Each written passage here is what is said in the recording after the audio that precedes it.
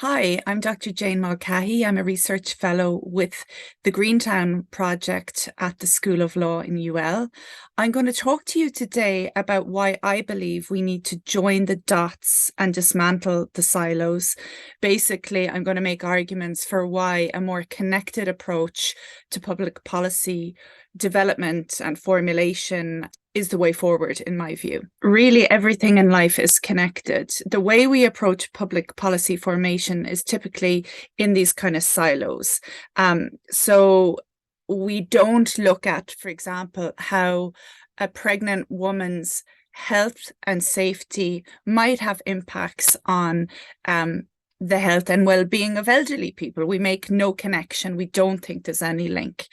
And in fact, from everything I've learned over the last 5 or 6 years, initially through my PhD research on long sentence male prisoners, is that this siloed approach to public policy making serves us very poorly, because our lives don't actually exist in these neat silos.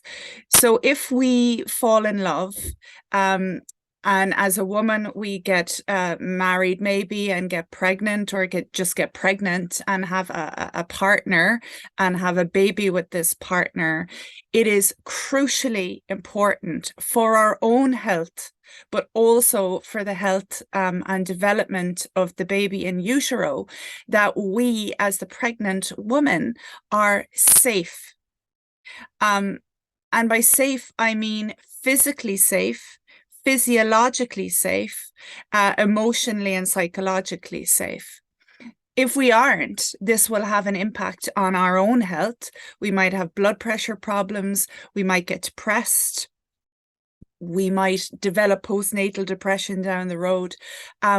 But the baby who is growing in the womb will also be flooded with any stress hormones that are coursing through our body. This is extremely poorly understood. We barely get a grip on the reality that what happens to a baby in very early infancy can have a huge impact on the person's development and health and functioning and behavior as they get older. We can barely wrap our heads around that. So to even say that what happens in the uterus is important kind of almost beggars belief. But in my view, everything is connected. If we are not safe during pregnancy, and we develop huge levels of stress and cortisol, and then maybe depression either during pregnancy or afterwards, this might have an impact on our capacity to connect with our baby, to be responsive to them, to hug and kiss them and look in their eyes as much as they need. We mightn't really pay enough attention to the emotional needs of our children. And in the image of the boy at the bottom of the screen, he's quite angry. Children are not born with the capacity to regulate their emotions. They don't even know how to name them if we don't give them that vocabulary. So, as I'll discuss later on, a child's ability to regulate emotions and regulate what's going on in their body, the nervous system responses, depends on having a present, attuned caregiver. Normally that's the birth mom, but sometimes it's not. But they need someone who's always available and present for them.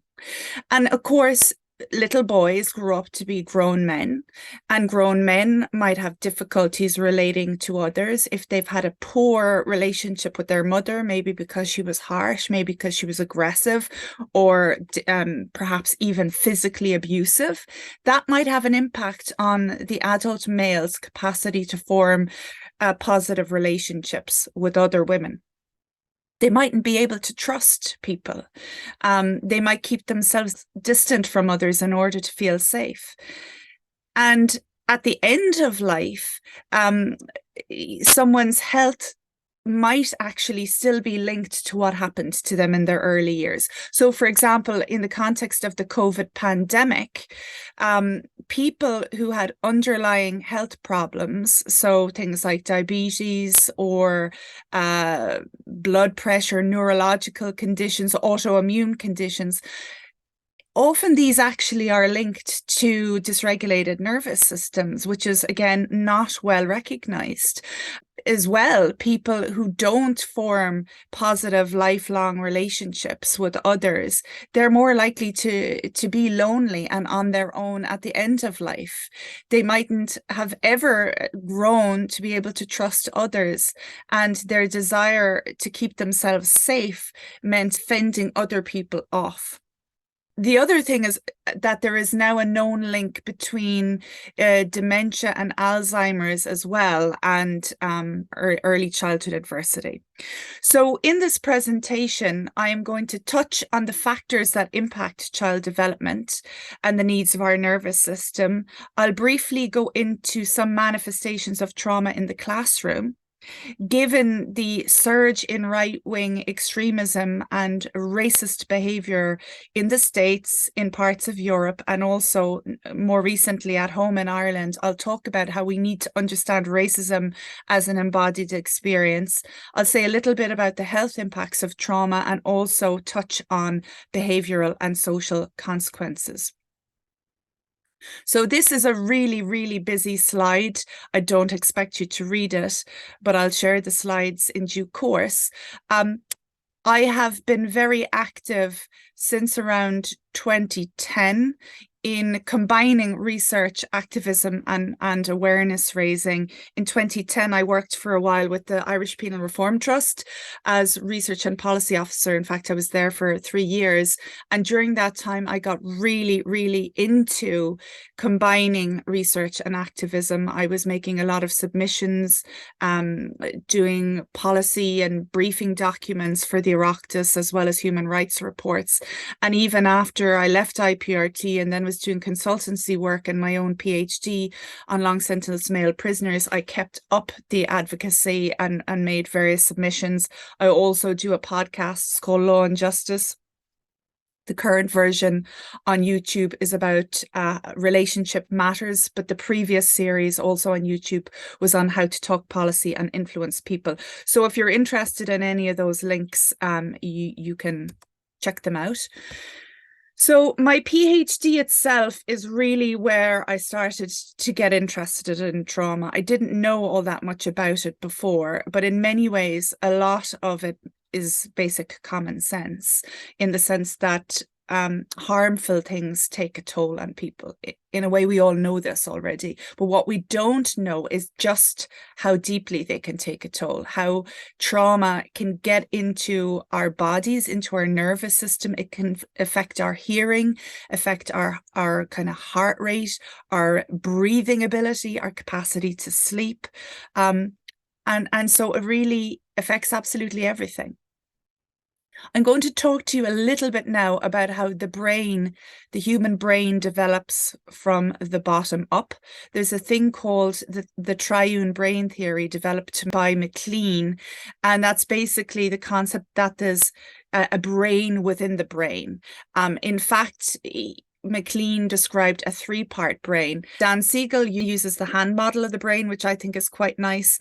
If you imagine that down here at the wrist, this is the brain stem, and this is the most primitive aspect of the brain, sometimes called the lizard or reptilian brain. And this controls our autonomic nervous system, our automatic responses.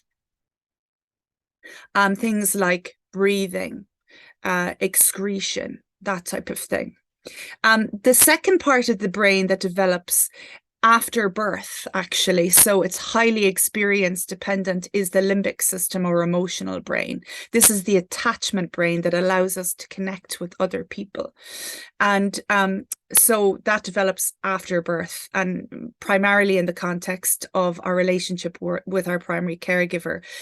The uniquely human part of the brain, the rational part of the brain, responsible for speech, for thinking, consequential decision-making, impulse control, the cortical thinking brain, that develops last. And Siegel, who is a psychiatrist and neuroscientist, he wrote a great book and coined the phrase interpersonal neurobiology. He basically says when we're frightened, we flip our lids. So what happens then is that the cortical rational thinking part of the brain goes offline. We flip our lids and we are governed by our emotions and our survival parts of the brain. That's very important to understand. So we think we're rational beings. Our constitution in Ireland actually says that man is a rational being. Well, he is. And a woman is a rational being too, but only insofar as we feel safe and regulated. And Stephen Porges has a really interesting theory called polyvagal theory. It sounds a bit technical, and it kind of is. The vagus nerve is the 10th cranial nerve, which goes from our digestive system up through our heart and lungs and into the brainstem. It kind of connects into our face and our ears. And Porges coined this phrase neuroception, which describes the unconscious detection of safety or threat in our environment. So it's about how our nervous system decides whether we're safe or not. And this is outside of our conscious awareness. In order to feel safe in the presence of other people, we must feel safe in our bodies. And if we don't, if our body doesn't feel safe in the presence of other people, we're not going to be able to really learn or apply ourselves to the core curriculum or behave nicely with other people, because we'll be scanning the environment for danger. So what I learned in the course of my PhD, after I started talking to the men in prison, the 12 men that I interviewed, was that offending behaviour really is best understood as a symptom of trauma. This, again, is not widely recognised. Oftentimes we think that people choose to become offenders. They decide to violate the rights of others. Sometimes this is true, but often they're set on this path of offending behaviour at a very early stage. If not in utero, certainly because of the poor quality attachment experiences, and then also adversities that they accumulate as they get older. So it's really likely that our prisons globally are filled up with men and women who are traumatized. And in fact, Bruce Perry and colleagues estimate that about 90% of the prison population are trauma survivors. Bessel van der Kolk is one of the world's experts on trauma. He wrote a great book called The Body Keeps the Score in 2014. And according to him, I had the pleasure of doing trauma training with him in Cork during my PhD, which was very illuminating. But Bessel says that the parent-child connection is the most powerful mental health intervention known to mankind. The converse is also true. If a parent-child connection is dysfunctional and abusive and the child is terrorized from the time they're born, then that is going to have very negative impacts on the developing child's mental health. According to van der Kolk, the Adverse Childhood Experiences research has shown that child abuse and neglect is the single most preventable cause of mental illness, the single most common cause of drug and alcohol abuse, and a significant contributor to leading causes of death such as diabetes, heart disease, cancer, stroke, and suicide. Now, there's also increasing evidence that parental adversity, so if moms especially accumulate a lot of adversities in their childhood, that is linked to parenting stress and poor behavioural outcomes for children. According to Alice Miller, who was a Swiss psychoanalyst, the truth about childhood is stored up in our bodies and lives in the depths of our souls. So the 1998 ACEs study by Felitti and colleagues basically found that the more childhood adversities that someone accumulates before they turn 18, the greater the risk of experiencing poor physical and mental health and negative social consequences over the life course.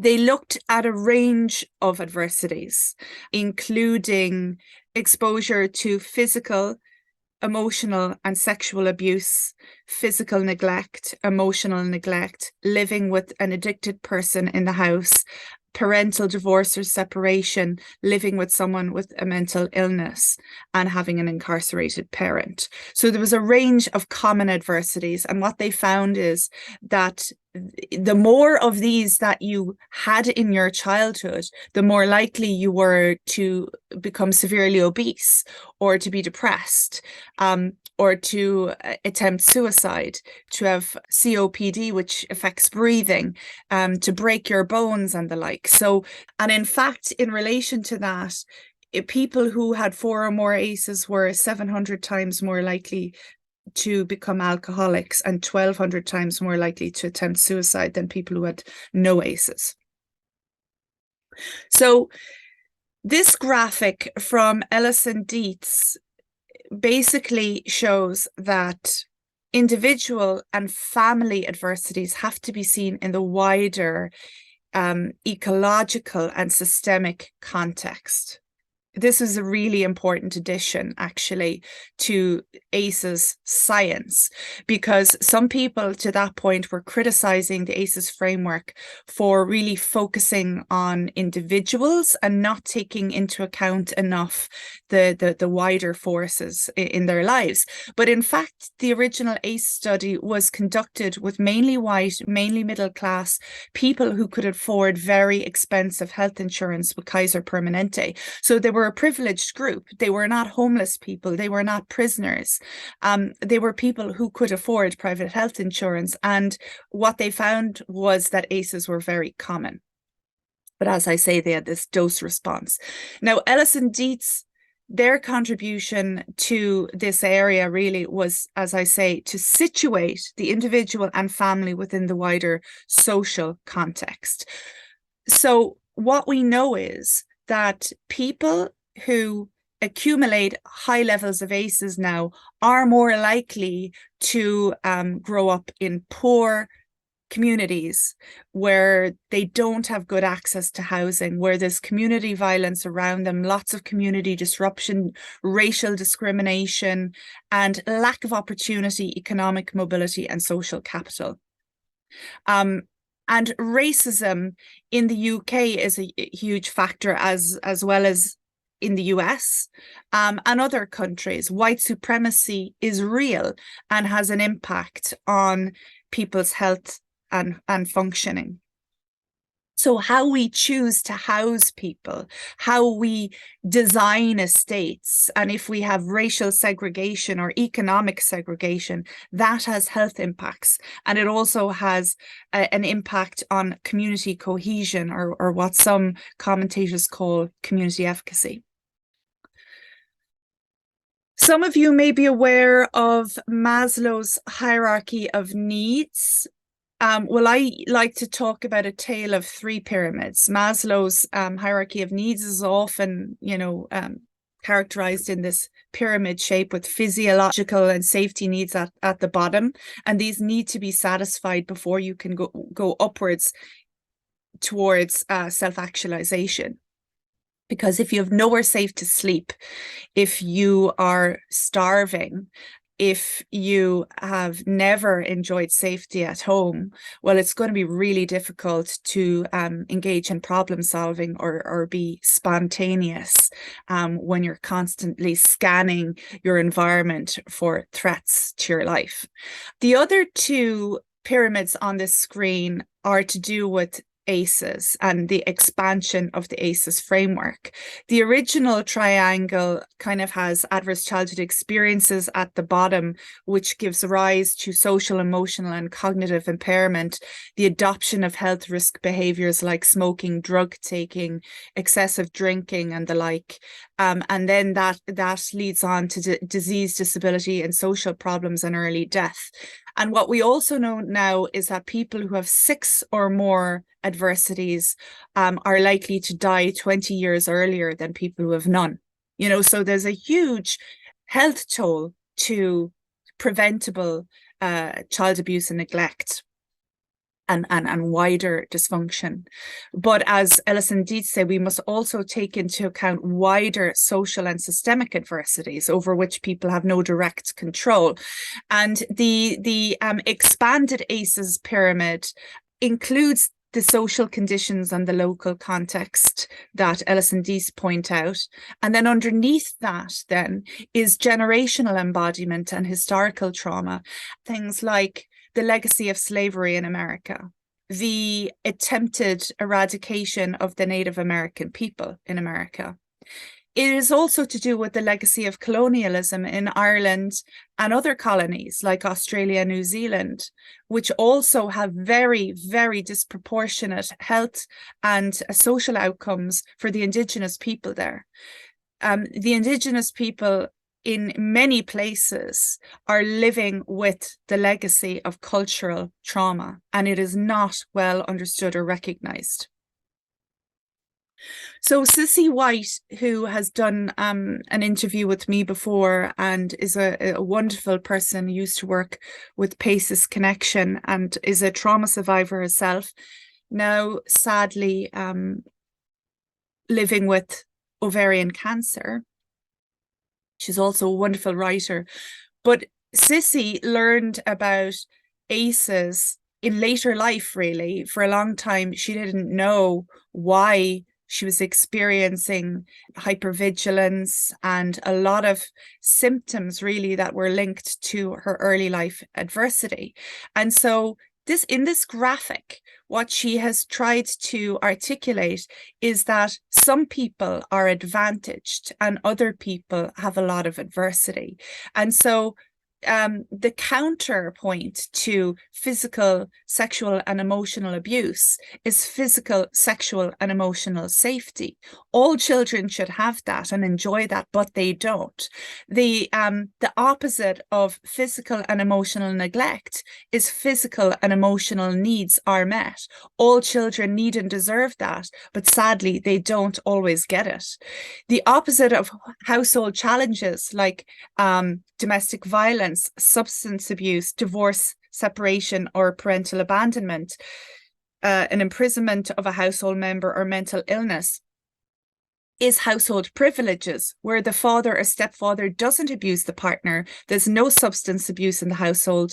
Two parents are present in the home. There is no imprisonment and there's no mental illness in the household. All children would benefit from having those household privileges, but sadly, they don't have them. The opposite of systems challenges like homelessness, foster care, bullying, and community violence, these expanded ACEs, is that they're systems privileges where people have access to good housing, no foster care experience, they've never been bullied, and they enjoy community safety. So Cissy is not a fan of the term resilience, which she feels is actually quite blaming to people. Again, that they kind of choose how to function, that they kind of choose not to be as robust and able to bounce back compared to other people. And she poses the question, what if the opposite of adversity is advantage? I think it's a great question. Because for sure, some of us are more privileged and advantaged than others. And if we are, is it any wonder if we do better at school? Is it any wonder if we get on better with our peers in the classroom? Is it any wonder that we're more likable to teachers? Is it any wonder that we go to college and do well at college and get a nice job and eventually afford a house in a decent area? You know, we might think that we do these things all by ourselves, but actually it's the conditions that we're born into, the families that we're born into, and the wider class and social conditions around us that play a huge role in our individual functioning and capacity to contribute actively as members of society. I really like this graphic that could someone help me with these? I'm late for a math class, where the boy is schlepping the bags of homelessness and suitcases with sickness and hunger along with him. How is he meant to apply himself to the core curriculum and learn? He is not learning ready, dragging those bags along with him. really the elephant in the classroom is that we need to kind of join the dots and adopt a whole systems approach to safety, health, well-being. And if we do so, then really we won't leave any child behind. The No Child 2020 campaign was one where we were really striving to give all children an equal start in life. But the simple fact is that there's huge inequality and inequity, and this starts within the womb, within the family home, and has huge repercussions. So just to turn now for a little while to learning and behavioural problems and school exclusion. Williams and colleagues in 2012, in a survey for the UK Ministry of Justice on prisoners' childhood and family backgrounds, found that 59% had regularly gone on the hop from school, 63% had been temporarily excluded, is the word that they use. So suspended, we might say, in Ireland. And then 42% of all offenders had been permanently excluded or expelled. Nadine Burke-Harris, who was the Surgeon General of California there for a time, she set up the Center for Youth Wellness in San Francisco, in Bayview, Hunters Point, a very poor, mainly Black area. And she found that children there with 4 or more ACEs are 32 times more likely to have learning and behavioural problems. So things like ADHD and oppositional defiance disorder than kids who had none. Now, that's really interesting because, again, we hear a lot about ADHD and the lack of services for kids, but we might be rushing to diagnose them with a disorder without looking at the circumstances in which they've been living. And that might mean inquiring into the family circumstances, the family challenges, and the wider community ones, because if we really did that, we'd probably find that higher levels of ADHD cluster in communities with high levels of adverse community experiences, and also that the children themselves have higher levels of ACEs. And perhaps their parents also have intergenerational trauma that has been transmitted. Interestingly, Burke-Harris and Bruce Perry has said this as well. We needn't medicate necessarily kids with ADHD with stimulants like Ritalin, but actually blood pressure medication might work, because actually what's going on is nervous system dysregulation, a chronically overactivated nervous system that then causes changes. Now, other people might disagree and say that ADHD is a very distinct neurotype, but I think we need to inquire and be more curious before rushing to situate the problem uniquely in the child. Also, Burke-Harris says that the number one treatment in a child's life is to reduce the dose of adversity. And number two, enhance the capacity of the caregivers in that child's life to be a buffer for their stress. There are a couple of nice videos there that you might like to check out. The Triune Brain video, where children explain brain development and survival responses like fight and flight and freeze. And that type of thing is really, really engaging. And there's also a nice one about trauma-informed schools and Miss Kendra. And Jane Mulcahy, she's a wonderful writer and psychologist, French originally, but now living in the UK. And she has a blog called Race Reflections that I highly recommend. And also this wonderful book, Living While Black, superb. Well, you can read the slide yourself, where Jane talks about her daughter's experience of racism in the classroom. Black people and brown people experience racism every day. Sometimes people use the phrase microaggressions. White people don't even know sometimes they're being racist and would take huge offense if they were told they were being racist. But it's racist to believe that Black people are not as intelligent as white people. and to not encourage them to be all that they can be or want to be, and give them signals that they are less welcome, that they are less deserving of our attention somehow. So Guillen basically says that this racism is absolutely exhausting. This shit is distressing. Attitudes, processes, behavior, prejudice, ignorance, thoughtlessness, stereotyping. Structural racism encompasses the complex ways in which the dominance, superiority, and privileges of white groups are built into, maintained, and protected by all structures in society. Schools are structurally and institutionally racist, and they are continuing by and large to get away with it without the kind of scrutiny that the police attracts. Now, I think we need to take this extremely seriously. Ireland has become much more diverse since I was a child. When I was a child, we were all Catholic and we believed in the church. We went to mass and it was all white faces in the classroom. That is no longer the case. It is no longer acceptable to be teaching Catholic prayers as the norm in classrooms. Certainly our teachers need to be very, very mindful of the type of vibes that they are giving to people.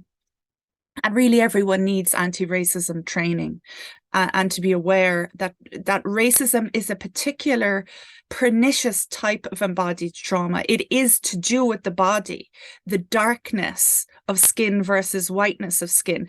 In a way, it's all a construct, but it has very, very, very real consequences for people. Burke Harris states that while toxic stress is about basic human biology in communities that are extremely deprived, where there are very low levels of resources at the individual and community level, trauma is endemic, meaning that it isn't just handed down from parent to child and encoded in the epigenome. It is passed from person to person, becoming embedded in the DNA of society. Some of you may have heard of epigenetics. Burke Harris kind of describes it like DNA is like the musical notation in a piece of music, whereas the epigenetic dimension is like the musical dynamics. So whether the music is to be played really loudly or really softly.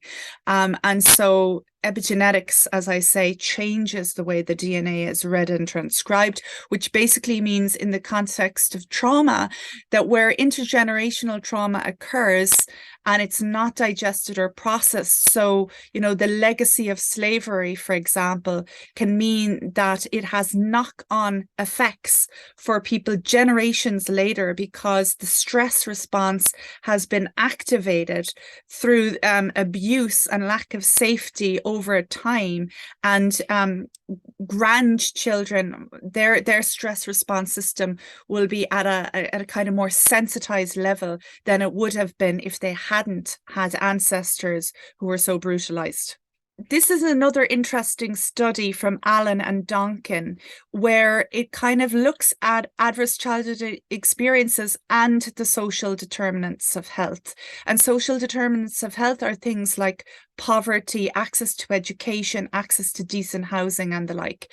So what they found is that there is a clear inequalities dimension to ACEs. While all ACEs are present across society, inequalities in wealth, disadvantage, and the existence of poverty impact on the chances of experiencing ACE.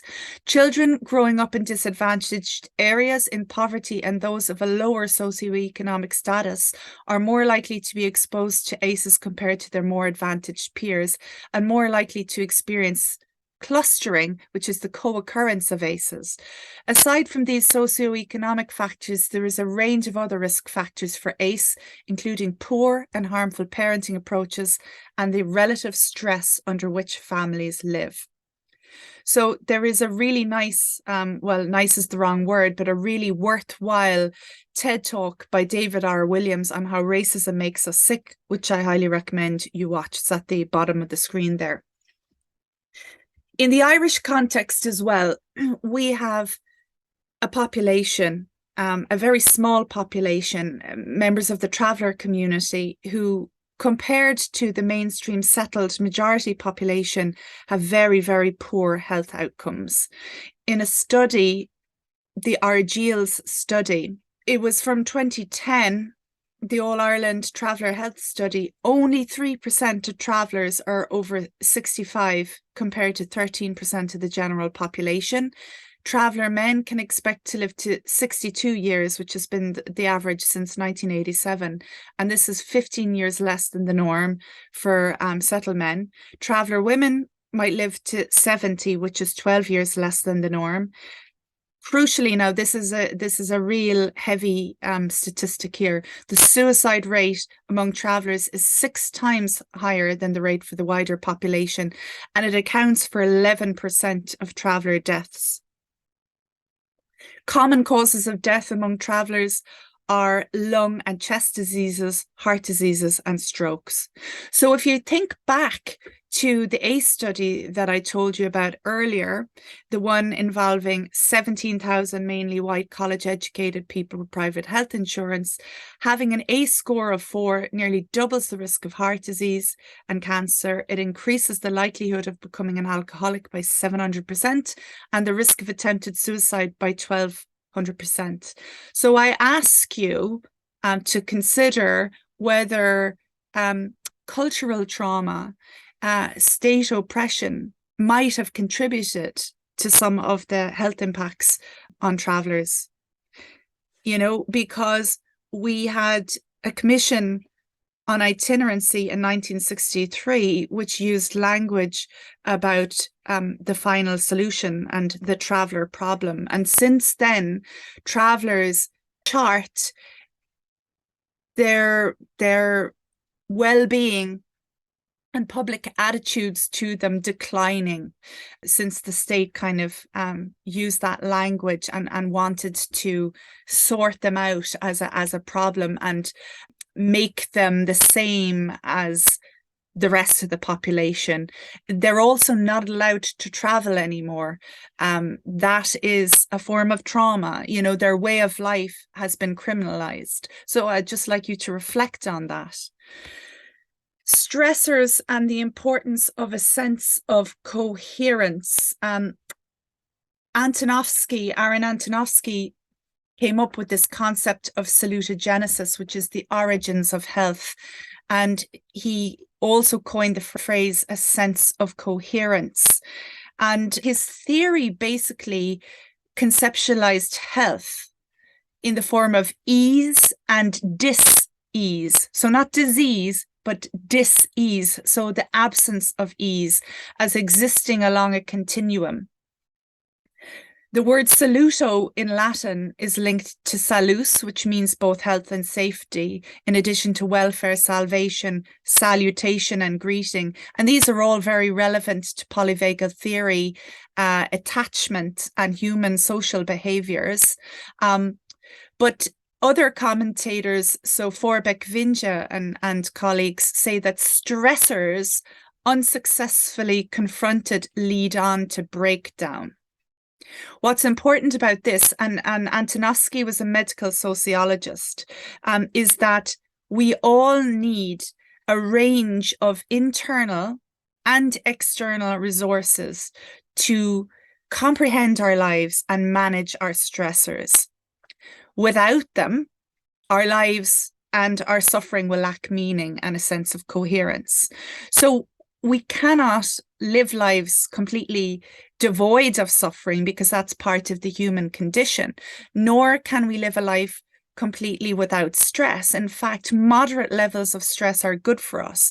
They make us perform, they make us try new things, but it has to be a tolerable level of stress. If it's relentless or traumatic stress, then this is going to cause us to have difficulties processing our world and giving meaning to it, and we'll lack a sense of coherence. I mentioned Jane Mulcahy a minute ago, and just to return to her for a second, I'd like to mention a bit more about Blackness, white supremacy, epistemic homelessness, and racial trauma. There's a link to her wonderful Epistemic Homelessness TED Talk from 2017 at the bottom of the slide. Jane said that this is basically what happens to Black people or brown people when they enter a white space. You get hit by the gaze and it is said without being said that you are trespassing, that your body does not belong, and you feel hit in your guts and you know. But as soon as you feel the violence, and particularly if you try to name the violence, it is usually denied by people with more social power. And so you might be told that you have a chip on your shoulder, that you are paranoid. And if you show any sign of distress or offense, or God forbid, anger, you will be duly invited to respond more appropriately. And it is at this time that you may start to doubt yourself. So racism is a form of violence. White supremacy is a form of violence. And by not recognizing it, by not recognizing our racist beliefs and attitudes at times as white people, we are gaslighting Black and brown people who are hurt by our behaviours. So we need to reflect on this. And there's a huge need for governments and policymakers to take the lead in this regard. On this slide, I have a quote from William Kennedy from Ironweed. You can read it yourself, but Ironweed is also a movie. It was a brilliant book originally by William Kennedy, who's a Pulitzer Prize winning author. Helen became an alcoholic and a homeless person.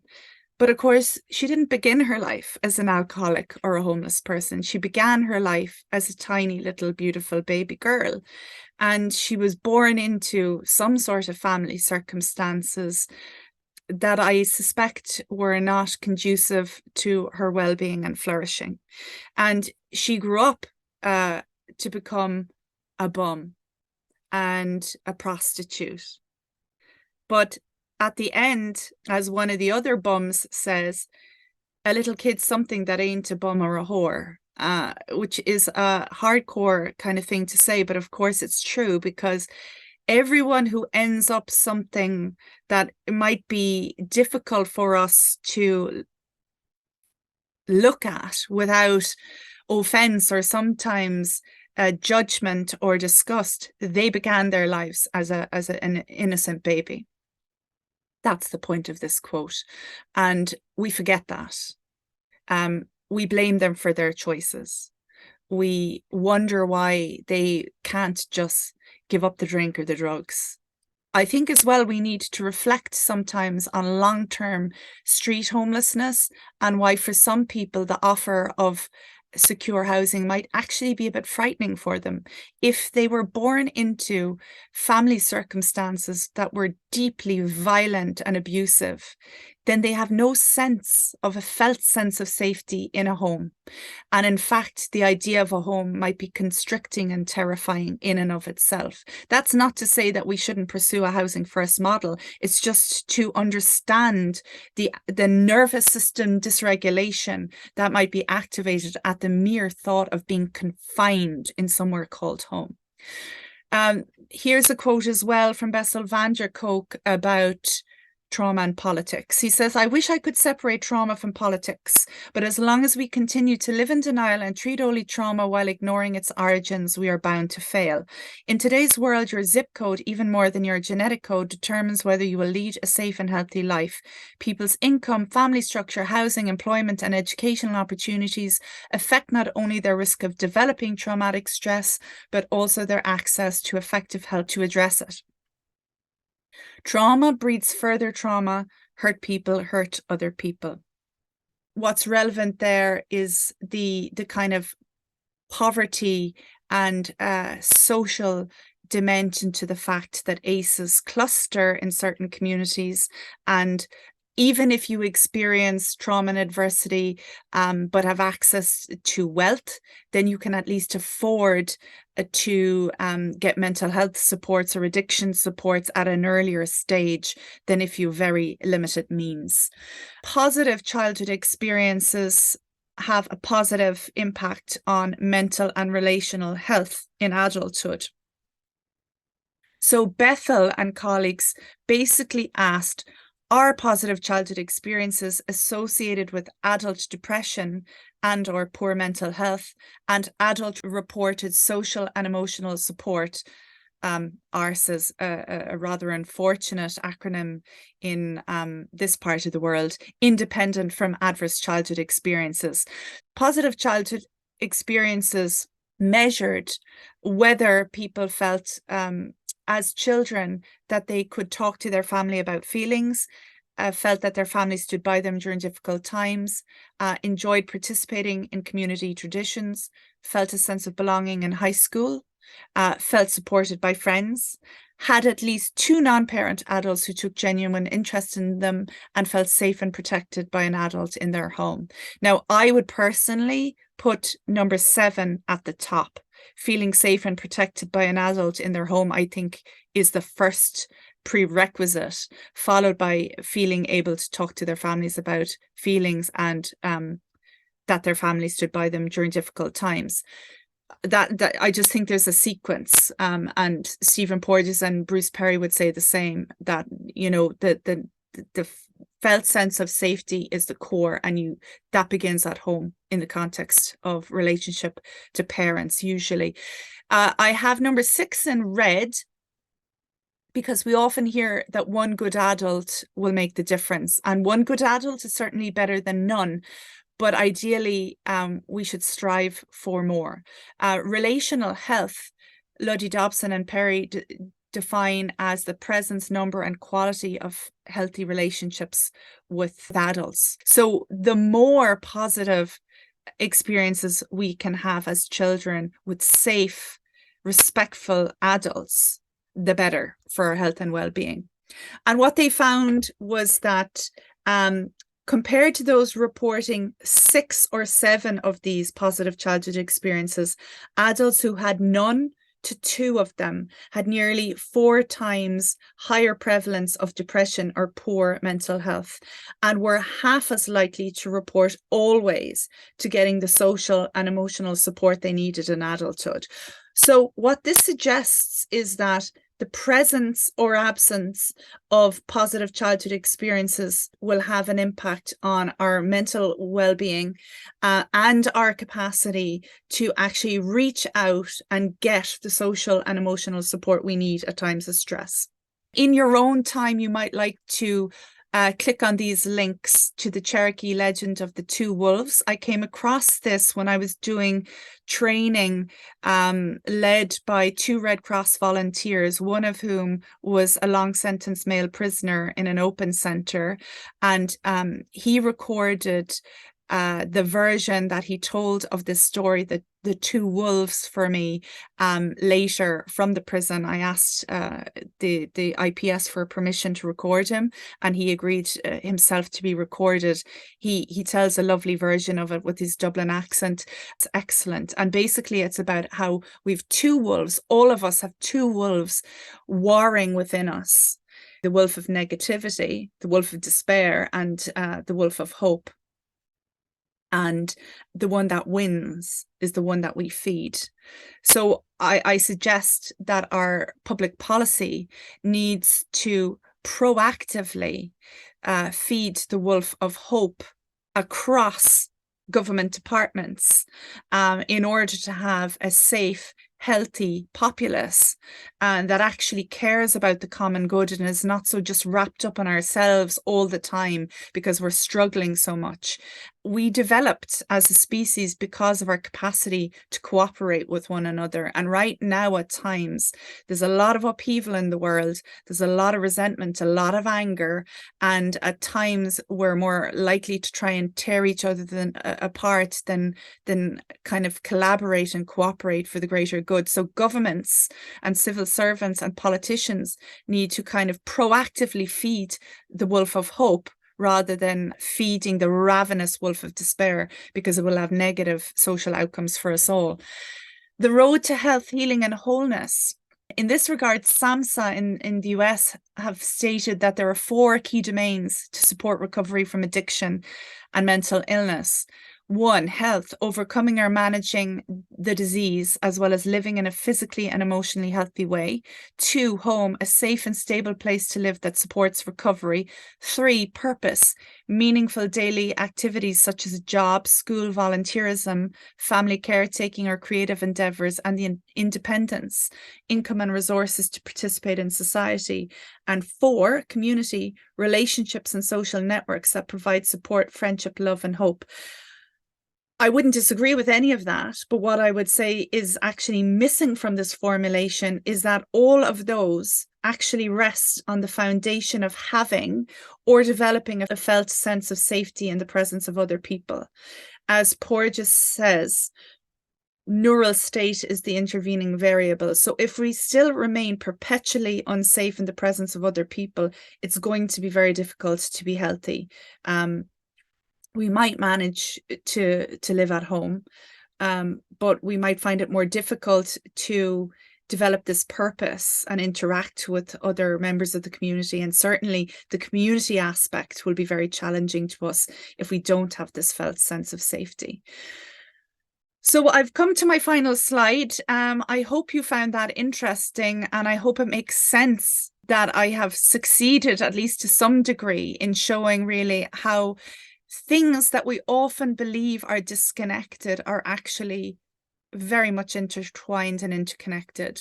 So maternity health and safety is actually quite linked to our capacity to learn in the classroom, to flourish as employees, to live in safe areas, to contribute.